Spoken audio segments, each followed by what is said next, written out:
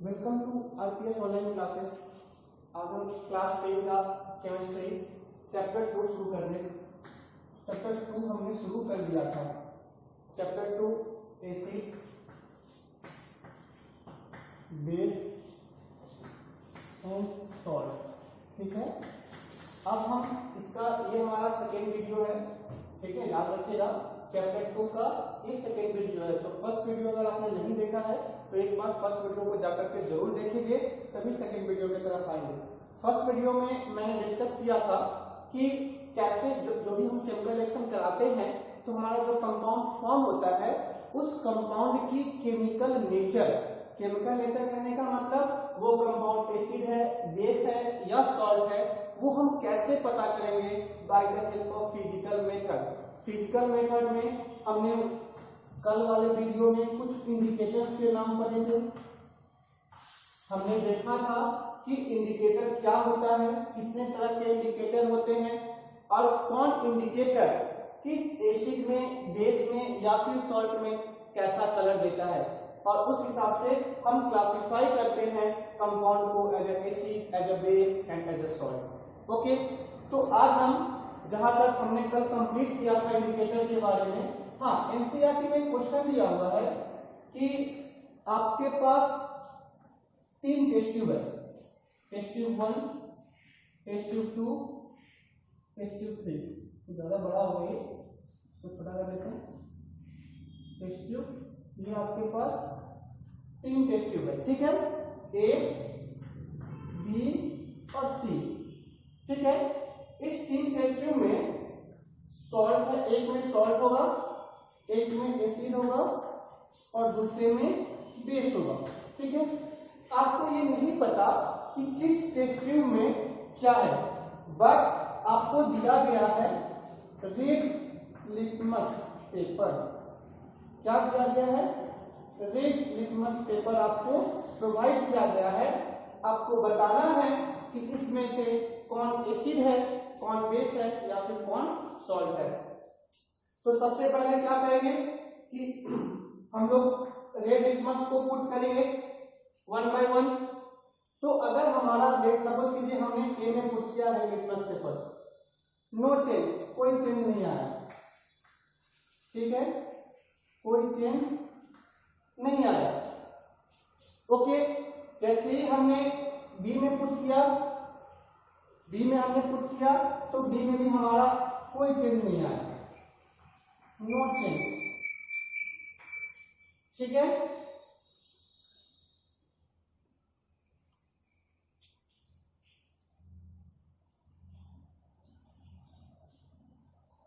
और जैसे ही हमने सी वाले में पुट किया, हमारा ये रेड लिटमस जो है वो ब्लू में कन्वर्ट हो गया। ठीक है, जैसे ही हमने क्या किया, 1 बाय 1 तीनों में रखा, और जैसे ही हमने सी वाले में पुट किया तो हमारा जो सॉल्यूशन का जो लिटमस पेपर है वो हमारा चेंज होकर के रेड टू ब्लू हो गया। और आपको पता है कि रेड टू ब्लू अगर चेंज होता है तो वो सॉल्यूशन कैसा होता है?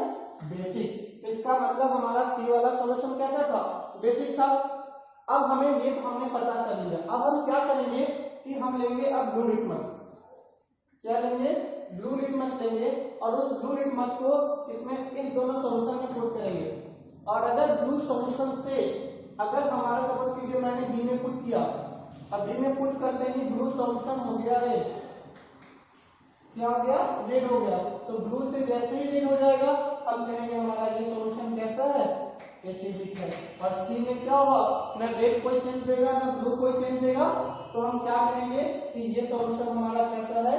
सॉल्ट है, न्यूट्रल है, क्योंकि ना इसमें एसिडिक नेचर है ना बेसिक नेचर। ओके, तो इस टाइप के क्वेश्चंस को आप करोगे कि कभी भी ये एक्टिविटी में जनरली पूछता है क्वेश्चंस कि ऑब्जेक्टिव क्वेश्चंस में एक्टिविटी में पूछेगा कि आपके पास 3 टेस्ट ट्यूब्स हैं एबीसी, आपको फिनोल्फथालीन दिया गया है, बताना है कि किसमें आपका एसिडिक होगा। अगर वो कलर चेंज करता है following A B C D करके, आपको बताना होगा कि एसिड होगा तो क्या कोई कलर चेंज नहीं करेगा, कलरलेस हो जाएगा, और अगर बेसिक होगा तो क्या देता है? फिनोल्फथालीन पिंक देता है। तो इस तरीके के क्वेश्चंस आप प्रैक्टिस करोगे क्योंकि ऐसे क्वेश्चन जनरली सीबीएसई की एक्टिविटी टाइप में क्वेश्चन में पूछता है। ओके, चलिए तो हम नेक्स्ट की तरफ आगे की तरफ बढ़ते हैं। जो हमारा नेक्स्ट टॉपिक था एसिड, हम उससे हम पढ़ते हैं। तो सबसे पहले आता है कि एसिड क्या होता है, व्हाट आर एसिड्स। तो याद रखोगे एसिड क्या होता है, तो acid are those substance which gives H plus ion, which gives या which release H plus ion in aqueous solution।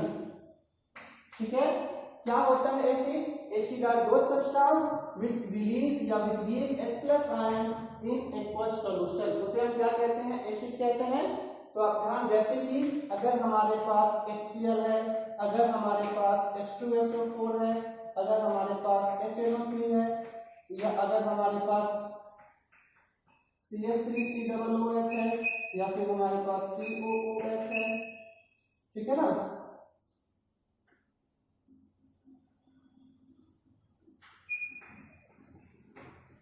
ठीक है, तो ये सारे क्या है, they all are acids because they all give H plus ion in aqueous solution। Okay, अब हम देखते हैं क्या कि ये जो हमारा एसिड है, क्या सारे का सारे एसिड क्या स्ट्रांग होता है या वीक होता है। तो हम लोग क्या करते हैं, एसिड को हम लोग क्लासिफाई करते हैं एज अ स्ट्रांग एसिड और एज अ वीक एसिड। क्या करते हैं, स्ट्रॉन्ग एसिड में और वीक एसिड में एसिड को हम लोग कैटेगराइज करते हैं। स्ट्रॉन्ग एसिड क्या होता है, strong acid are those acid which give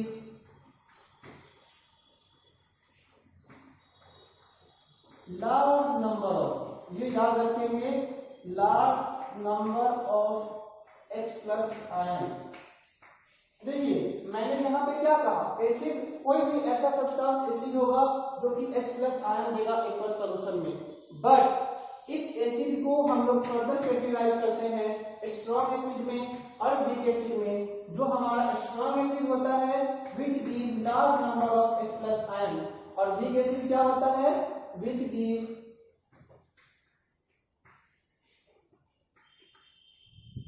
small amount of, small number of, आप नंबर की जगह पे अमाउंट भी ले सकते हो। Okay, small number of H plus ion या small amount of H plus, number की जगह पे अमाउंट लिखिए, ज्यादा बेहतर रहेगा,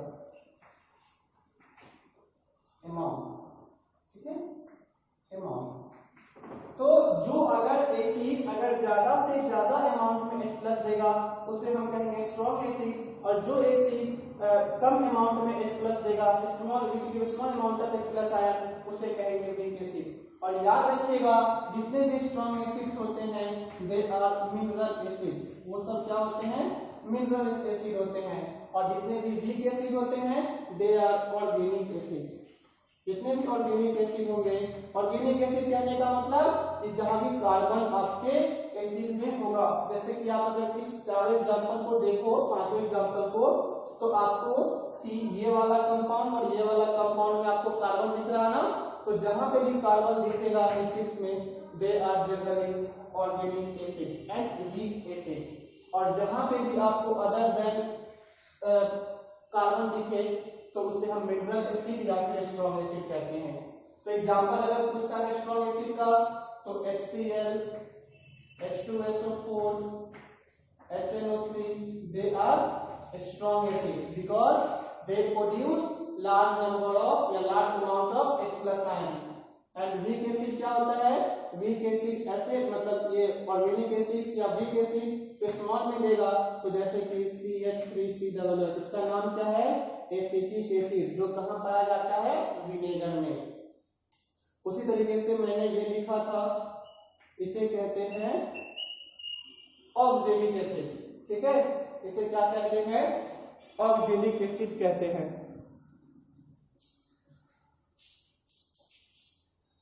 ठीक है, इसे ऊपर लिखता हूं, ये ऑर्गेनिक एसिड में ये हो गया या फिर ये हो गया। ठीक है, इसे आप याद रखोगे। इसे कहते हैं ऑक्जेलिक एसिड, इसे कहते हैं एसिटिक एसिड या फिर विनेगर आप इसे कहते हैं। ठीक है, तो ये हो गया कि एसिड्स H+ आयन देगा। H+ आयन दो अमाउंट में देगा, लार्ज अमाउंट में, वीक अमाउंट में। लार्ज अमाउंट में देगा तो H+, और अगर वीक अमाउंट में देगा तो हम क्या कहेंगे, इसे वीक एसिड कहेंगे। और ये कब H+ देगा, जब आप इसे वाटर में क्या करोगे, पुट करोगे, वाटर में से डिसॉल्व करोगे तब देगा। चलिए, तो ये था वीक एसिड के बारे में या फिर स्ट्रॉन्ग एसिड के बारे में। अब हमारा नेक्स्ट है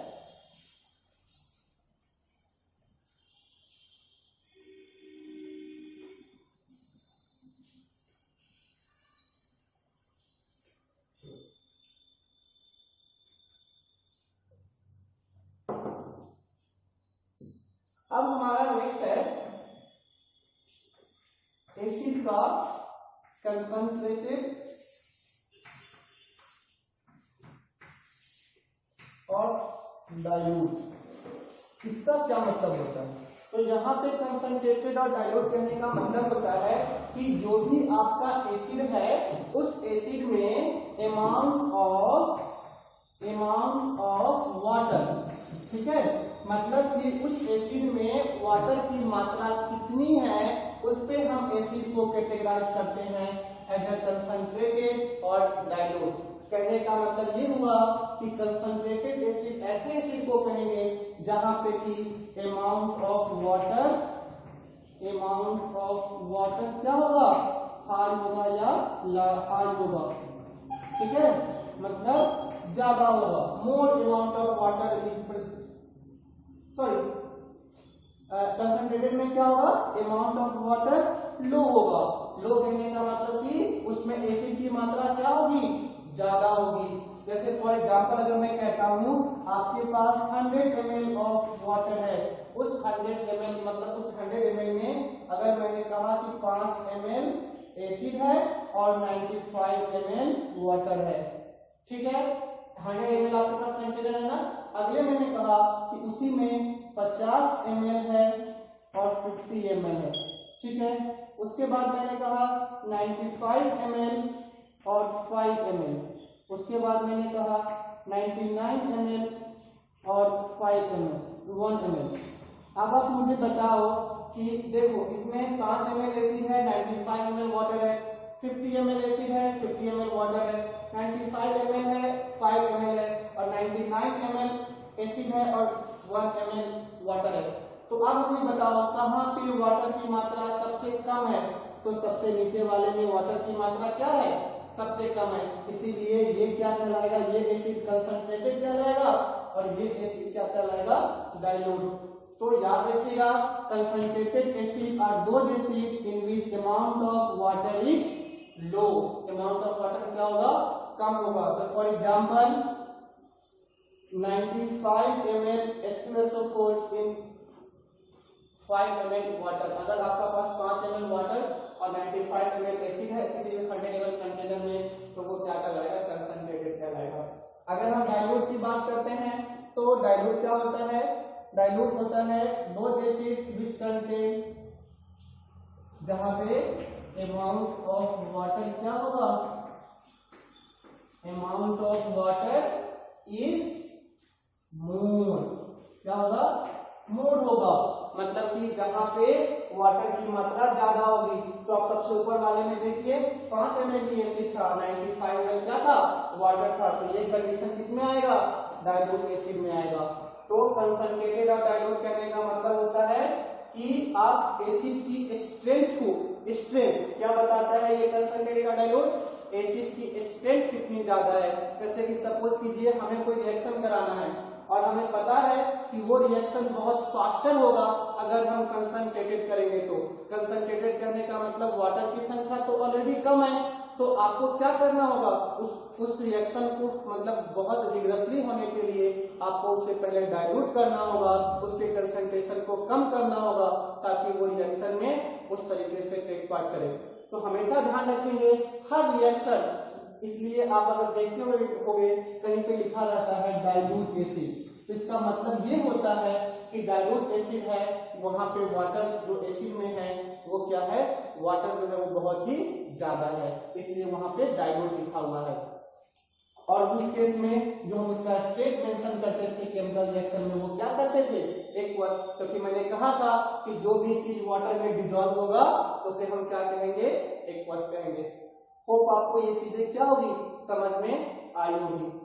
तो ये हो गया कंसंट्रेटेड, हो गया डाइल्यूट, हो गया अमाउंट ऑफ वाटर प्लस, इसको अच्छे से आप क्या करोगे, याद रखोगे। नेक्स्ट आता है प्रॉपर्टीज, कि एसिड की क्या क्या प्रॉपर्टीज होती है। और एक चीज और, अभी मैंने जो भी 4 टॉपिक पढ़ाए, स्ट्रॉन्ग, वीक, कंसंट्रेटेड, डाइल्यूट, यही चीज आपको बेस वाले में भी लगेगा। तो आप बस उसके कॉन्सेप्ट को याद रखोगे कि स्ट्रॉन्ग एसिड में अगर H+ रिलीज हो रहा था ज्यादा अमाउंट में, या फिर कंसंट्रेटेड में अमाउंट ऑफ वाटर कम था, तो इसे आप याद रखोगे, वहां पे भी बेस वाले में काम आएगा। तो नेक्स्ट आता है प्रॉपर्टीज, प्रॉपर्टीज ऑफ एसिड। तो ये कहने का मतलब है कि एसिड की प्रॉपर्टीज क्या होती है। तो सबसे पहला क्या आता है, नंबर 1, कि एसिड कैसा टेस्ट होता है, एसिड का टेस्ट सावर, कैसा टेस्ट होता है, सावर टेस्ट होगा, ठीक है। पहला टेस्ट कि उसका टेस्ट कैसा होगा, सावर होगा। दूसरा कि वो क्या करेगा, H+ आयन रिलीज करेगा, क्या करेगा, H+ ion release in aqueous solution. Number 3 में क्या होगा, वो ब्लू लिटमस को किसमें कन्वर्ट करेगा, ब्लू लिटमस को किसमें कन्वर्ट करेगा, रेड में कन्वर्ट करेगा। तो ये 3 प्रॉपर्टीज हो गई इसकी फिजिकल प्रॉपर्टीज, कि हाँ मतलब ऐसा होगा तब हम क्या कहेंगे कि वो एसिड है, ठीक है। इसके बाद नेक्स्ट टॉपिक जो आपका आता है वो आता है केमिकल प्रॉपर्टीज, कि उसकी केमिकल प्रॉपर्टीज क्या है। तो नेक्स्ट डे जो हमारा नेक्स्ट वीडियो होगा वो होगा केमिकल प्रॉपर्टीज ऑफ एसिड, और हम देखेंगे कि व्हाई एसिड्स कंडक्ट इलेक्ट्रिसिटी, क्या जो H+ आयन नहीं देगा क्या वो कंडक्ट करता है एसिड, वो सारी चीजें हम क्या करेंगे नेक्स्ट वीडियो में हम वो डिस्कस करेंगे। होप आपको ये सारी चीजें समझ में आई होगी, अच्छे से इसे पढ़ाई कीजिएगा, और कोई भी डाउट्स होगा तो मुझे बताइएगा। और हाँ, एक क्वेश्चन आया था, वो क्वेश्चन मैंने एक्सप्लेन भी किया था आपको पिछले वीडियो में, पता नहीं था उन्होंने देखा नहीं होगा। क्वेश्चन ये था उसमें कि अगर हम AgCl को अगर हम ओपन एयर में अगर हम छोड़ते हैं तो वो एक्सपोज हो जाता है और उसका कलर हो जाता है चेंज, ऐसा क्यों होता है। तो मैंने आपको बताया था कि AgCl को हम लोग क्या करते हैं, ब्लैक कलर बोतल में उसे हम स्टोर रखते हैं, because Ag is light sensitive. क्या होता है, Ag जो है वो लाइट सेंसिटिव है, और AgCl क्या हो जाता है, डिसोसिएट होकर के Ag और Cl2 में ब्रेक हो जाता है, और इसकी जो मतलब प्रॉपर्टी है वो क्या हो जाती है, चेंज हो जाती है। तो इसीलिए याद रखोगे, ये क्वेश्चन था मैंने बताने रहता है, कोई बात नहीं, आप इसे इस तरीके से ध्यान रखोगे, ठीक है। तो चलिए आज के लिए इतना ही, ख्याल रखिएगा अपना, अच्छे से पढ़ाई कीजिएगा।